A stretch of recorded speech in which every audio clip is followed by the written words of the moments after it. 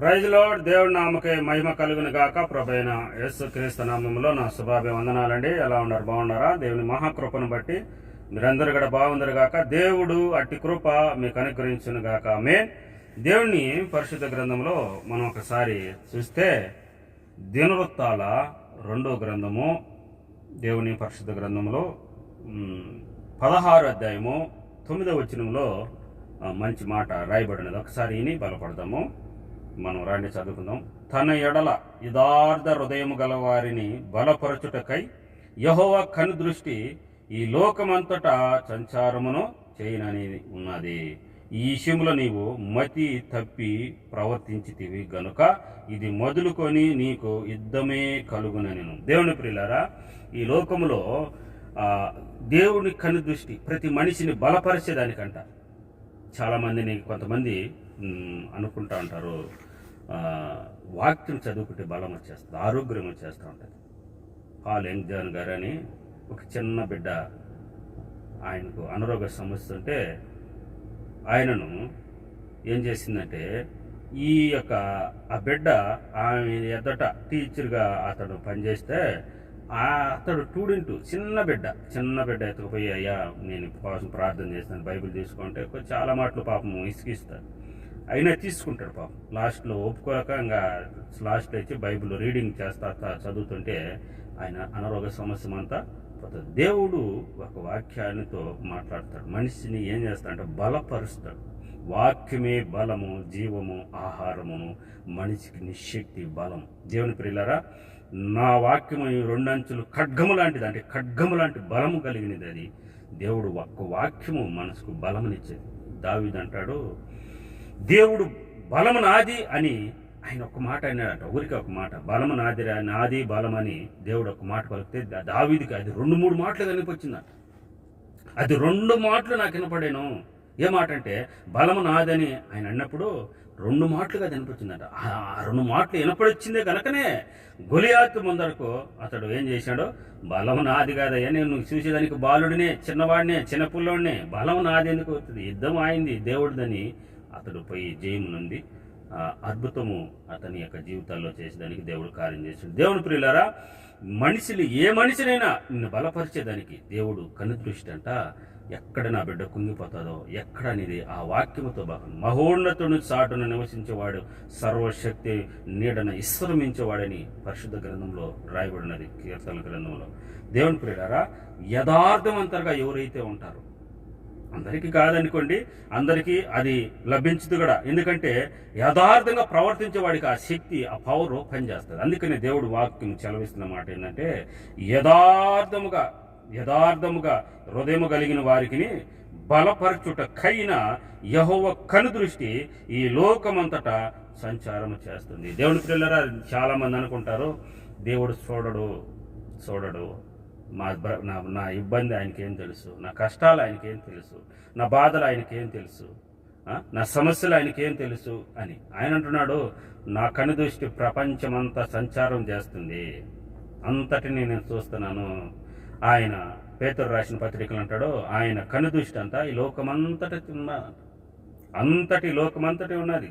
అందుకే దావీదు ఒక మాట అనుకుంటాడు, ప్రభువా, నేను నాకు రెక్కలుండి ఆకాశానికి ఎగిరిన అక్కడ నువ్వు ఉండవయ్యా, నేను పాతాళ గర్భములోకి దిగిపోయినా అక్కడ నువ్వు ఉండవు. ఎందుకన్నాడు అన్నమాట అంటే, యోనా పాతాళ గర్భములో మక్ష్యము కడుపులో ప్రార్థన చేసినప్పుడు ఆ ప్రార్థనకు జవాబు ఇచ్చినాడు దేవుడు. ఎందుకంటే అక్కడ నువ్వు ఉండవు. మరి నేను ఎక్కడికి పోతున్నాయ్యా, నీ కన్ను దృష్టి నుంచి నేను ఎక్కడికి పోతున్నా, ఎక్కడికి పోయినా ఉండవు. మట్లో దాంకుదినా అక్కడ ఉన్నావు, ఆకాశానికి ఎక్కినా అక్కడ ఉన్నావు, అడవిలో పోయినా అక్కడ ఉన్నావు, ఎక్కడికి పోదు నీ కన్ను దృష్టి నుంచి. నాయన వాస్తవమైన మాట. దేవుని కన్ను దృష్టి నుంచి నువ్వు ఏడికి పోతావు. ఒక మనిషిని కన్ను దృష్టి నుంచి మనం తప్పించుకోగలుగుతాం, ఒక దేశంలో కన్ను దృష్టి నుంచి మనం తప్పించుకోగలుగుతాం, లేకుంటే ఏ దాంట్లో అయినా కన్ను దృష్టి తప్పించుకోగలుగుతాం. దేవుడు కన్ను దృష్టిలోంచి, దేవుడి నుంచి మనం ఎక్కడికి తప్పించుకోగలుగుతాం. దేవుని ప్రియులారా, ఆయన కన్ను దృష్టి ప్రపంచమంతా చూస్తుందంట. దేవుని ప్రియులారా, అందుకనే యొక్క సొలొమోను రాజు మందిరం కట్టినప్పుడు, అయ్యా నువ్వు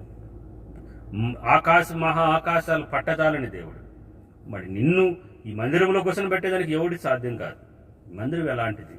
అవును, దాన్ని బట్టి నైనా ఈ మందిరంలో ప్రార్థన చేస్తే నీ కనుదృష్టి ఉంచయ్యా అని అతడు కూడా పలికాడు. ఏముండొచ్చు అని అంట, ఈ మందిరంలో కోరినా వచ్చితే, ఈ స్థలంలో కోరినా వచ్చి, ప్రభా ఇది నైనా నా తండ్రి నా కష్టం ఇదే అని మొరపెడితే నీ కనుదృష్టి ఉంచేయా అని. అందుకని దేవుడు ప్రతి స్థలం ఉంది. అందుకని మనమే దేవుడు మందిరంగా కొరింథీయులకు రాసిన పత్రిక 6వ అధ్యాయంలో చెప్తున్నాను, నీవే దేవుడు ఆలయము అని దేవుడు సెలవిస్తున్నాడు. అందుకని నేను చెప్తున్న మాట ఏంటంటే, ఆయన యెహోవా కనుదృష్టి ఈ లోకమంతా సంచారం చేస్తున్నాడు. దేవుని ప్రియులారా, ఈ లోకమంతా తిరుగుతుంది ఆయన కనుదృష్టి. నువ్వు అనుకుంటున్నావు నేను ఆయన చూడలేదులే, నాకు ఇబ్బంది లేదులే అనుకుంటున్నావు. ఆయన అంటున్నాడు, లోకమంతా నేను చూస్తున్నాను, నా కనుదృష్టి నుంచి ఏ ఎవడు తప్పించుకునేవాడు ఎవరు ఈ భూమి మీద లేడు అని. లోకమంతా ఆయన చూస్తున్నాడు, ఈ లోకమంతా ఆయన చూస్తున్నాడు. ఎందుకంటే దేవుడు ఆయన లోకమంతా జ్ఞానం ఇచ్చేవాడు. అందుకే ఎఫెసీయులకు రాసిన పత్రికలు అంటాడు, మన ప్రభు అయిన యేసుక్రీస్తు యొక్క దేవుని మహిమ ఐశ్వర్యమును తండ్రి అయిన దేవుడు తెలుసుకున్నట్టుగా ఆయన ఏం చేస్తాడంట, ఆయన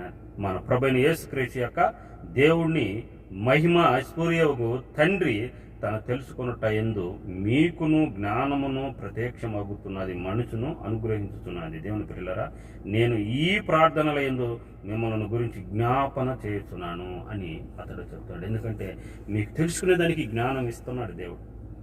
ఎందుకంటే అది వరకు లేదు, జ్ఞానమును ప్రత్యక్షం అవుతుందంటే అందరికీ తెలుసుకునేదానికి. ఎందుకంటే తండ్రి అయిన దేవుడు ఆ మహిమ మీ అందరికీ తెలుసుకునేదానికి ఆయన మమ్మల్ని చూస్తున్నాడు, మమ్మల్ని కాస్తున్నాడు, కాపాడుతున్నాడు అని తెలుసుకునేదానికి ఆయన ఈ లోకమంతా సంచారం చేస్తున్నాడు. దేవుని పిల్లలారా, ఆయన వాక్యము మనకు చెప్తున్న మాట ఏంటంటే, ఈ లోకమంతా ఆయన కన్ను దృష్టి ఉంది, ఎవరు కూడా తప్పించుకునేదానికి లేదు. అందుకని నేను ఫలానా పొరపాటు చేయలేదు అని యేసు ప్రభు గారు చెప్పలేరు ఎవరు కూడా. ఎందుకంటే ఆయన మాట తప్పనివాడు, కార్యము ఆయన చేసేవాడు. దేవుని పిల్లలారా, అందుకని అంటాడు, నువ్వు జీవము కలిగిన దేవుని సన్నిధిలో సంఘము లేకపోయినప్పుడు నీ ప్రవర్తన జాగ్రత్తగా ఉండాలని తిమోతికి రాసిన మొదటి పత్రిక 3వ అధ్యాయంలో 15వ వచనం ఉంటుంది. అనగా నీవు జీవము కలిగిన దేవుని సంఘములోకి పోయినప్పుడు నీ ప్రవర్తన ఎలాగ ఉండదో అని ఒకసారి నువ్వు గుర్తించుకో అని రాయబడి ఉన్నదని వాక్యం చదువుతుంది. మన ప్రవర్తన ఎలాగ ఉండదు, నువ్వు పోతున్న జీవం కలిగిన దేవుని సన్నిధిన జీవం కలిగిన దేవునికి నీ వద్దకు పోతున్నావు అని. దేవుని పిల్లల, జీవం కలిగిన దేవుని ఎదుటకు నువ్వు పోయినప్పుడు నీ ప్రవర్తన జాగ్రత్తగా చూసుకోవాలి. అనామకుల కాడక ఎవరో పోయినట్టు పోకూడదు. నీ ప్రవర్తన జాగ్రత్తగా చూసుకుని దేవుని సన్నిధి పోవాలి. ఆయన కనుదృష్టి ఉంది, ఆయన యొక్క జీవితం మనల్ని అన్ని చూస్తున్నాడని నువ్వు ఉంటే దేవుడు గొప్ప కార్యాలు నీ జీవితంలో ఆయన చేయగలుగుతాడు. దేవుడు భయం నీకు వస్తే ఆయన నీ కార్యాలన్నీ ఆయన సఫలపరుస్తాడు. దేవుని పిల్లలారా, పేతురు రాసిన పత్రికలో ఒక మాట రాయబడి ఉంటుంది. దేవుడు చెప్తున్నమాట, ఆయన కన్ను దృష్టి ఆయన ఏమంట లోకమంతా చూస్తుందంట. ఆయన యొక్క కన్ను దృష్టి లోకమంతా ఆయన నేత్రాలన్నీ చూస్తుందంట. నువ్వేమనుకుంటున్నావు అంటే దేవుడు చూడలేదులే అని అనుకుంటున్నావంట. దేవుడు అంటాడు మొదటి పత్రిక 3వ అధ్యాయంలో ఈ మాట రాయబడింది, ప్రభు కన్నులు నీతిమంతుల మీద, ఆయన చెవులు వారి ప్రార్థన వైపున ఉన్నాయి. దేవుని పిల్లరా, యేసు ప్రభు చెప్తున్న మాట 3వ అధ్యాయం 12వ వచనం మొదటి పత్రికలో దేవుడు ఏమంటున్నాడు, ప్రభు కన్నులు నీతిమంతుల మీద, ఆయన వాళ్ళ చెవులు వారి ప్రార్థనల వైపును తిరిగి ఉన్నాయంట. ఎలా ప్రార్థన చేస్తున్నాడు, ఎలా ఇది చెబుతున్నదో ఆయన చూస్తున్నాడు. దేవుడు చూడలేదు అనుకుంటారు చాలామంది. కాబట్టి దేవుడు చూస్తున్నాడని నువ్వు భూమి మీద ప్రవర్తిస్తే దేవుడు నిన్ను ఉన్నతమైన స్థితిలోకి నేను తీసుకుపోతాడు. యేసేపుకు దేవుని భయం ఉంది.